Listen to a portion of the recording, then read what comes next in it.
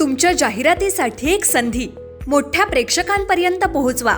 व्यवसाय असो किंवा इव्हेंट, विकासनामा सोबत जाहिरात करा. स्क्रीनवरील नंबरवर आजच संपर्क करा.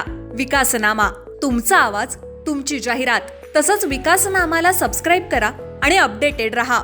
नमस्कार, मी विकास मिरकणे. विकासनामा डिजिटल प्लॅटफॉर्ममध्ये आपलं सर्वांचं स्वागत. चर्चा नवी मुंबईकरांसंदर्भामध्ये करतो. नवी मुंबईच्या प्रश्नांसाठी महाराष्ट्र नवनिर्माण सेनेने आज पत्रकार परिषद घेतली. मनसे नेते गजानन काळे यांच्या नेतृत्वाखाली पत्रकार परिषदेमध्ये 100 दिवसाचा पंचनामा जो महापालिकेने केले कामाचा या संदर्भामध्ये करण्यात आलेला आहे. मूळ मुद्दा असा आहे की मग पाणी प्रश्न असेल, दूषित पाणी असेल, महापालिकेचं शिक्षण असेल, आरोग्य असेल, या सगळ्या विषयांवर मनसे नेते गजानन काळेंनी पंचनामा केलेला आहे.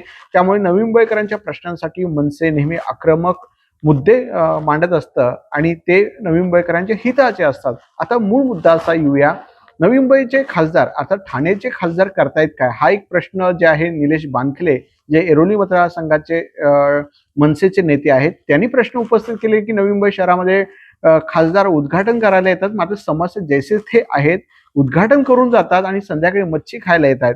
त्यामुळे खासदार फक्त उद्घाटन करतायत आणि मच्छीवर ताव, पापलेट, सुरमई काय जे आहे ते ताव मारताय, अशा प्रकारचं विधान मनसेचे नेते निलेश बानखले यांनी केले. त्यामुळे नवी मुंबईच्या प्रश्नांवर निलेश बानखले यांनी संवाद साधत असताना माध्यमांशी ही भूमिका व्यक्त केलेली.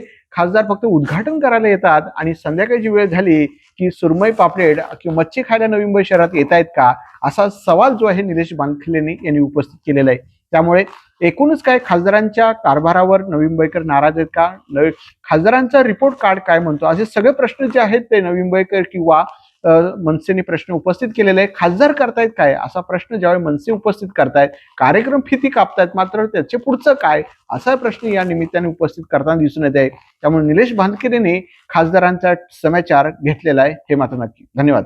तुमच्या जाहिरातीसाठी एक संधी मोठ्या प्रेक्षकांपर्यंत पोहोचवा. व्यवसाय असो किंवा इव्हेंट, विकासनामा सोबत जाहिरात करा. स्क्रीनवरील नंबरवर आजच संपर्क करा. विकासनामा, तुमचा आवाज, तुमची जाहिरात. तसंच विकासनामाला सबस्क्राईब करा आणि अपडेटेड रहा.